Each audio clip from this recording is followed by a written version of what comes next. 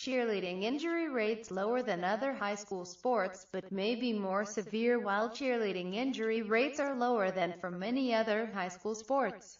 The accidents that do happen may be more severe and more likely to result in concussions, a U.S. study suggests. On average, cheerleading typically has less than one injury for every 1,000 minutes of participation time, meaning there's no more than one accident every 17 hours, the study found.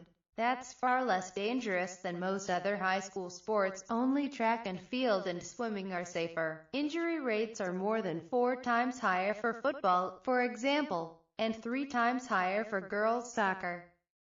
We believe cheerleading had a lower rate of injury than most sports because there is less athlete-athlete contact in cheerleading than the collision sports like football and lacrosse, or even sports like soccer and basketball, said lead study author Dustin Curry, a public health researcher at the University of Colorado Anschutz Medical Campus. Concussions were the most common injury for cheerleaders, accounting for about 31% of cases, the study found.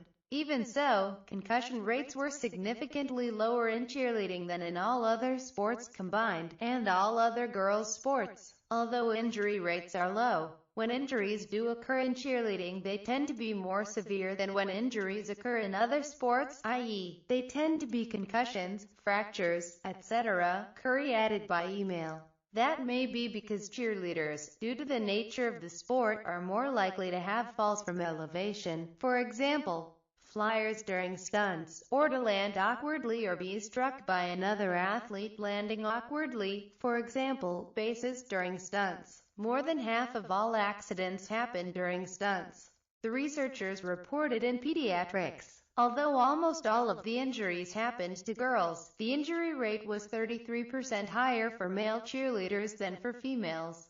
That may be because boys are more often as the base of pyramids and other formations used in aerial stunts and are also more likely to participate in flying stunts, Curry said. To assess cheerleading injury rates, Curry and colleagues analyzed data from a national registry of high school sports injuries from 2009 through 2014. Over the study period, there were 1.1 million athletic exposures, AEs, or competitions or practices with a potential for injuries, and 793 cheerleading injuries. That amounts to an overall cheerleading injury rate of 0.71 per 1,000 AEs, 63% lower than all other high school sports combined and 51% lower than all other girls' sports.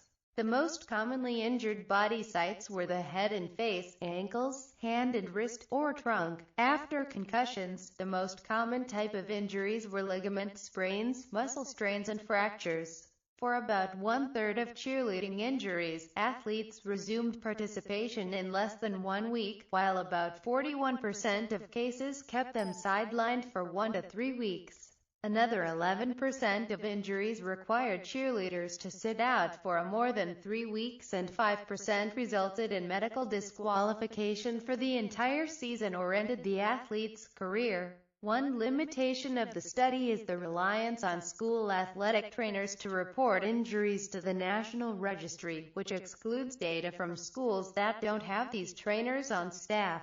The authors concede, the study also lacked data to compare injury rates between elite squads and cheerleaders who don't regularly participate in competitions. Injuries may be more likely when cheerleaders are practicing new maneuvers for competitions, such as stunts, throws and pyramid routines, said Larry Cooper, chair of the Secondary School Committee for the National Athletic Trainers Association and head athletic trainer at Penn Trafford High School in Harrison City, Pennsylvania.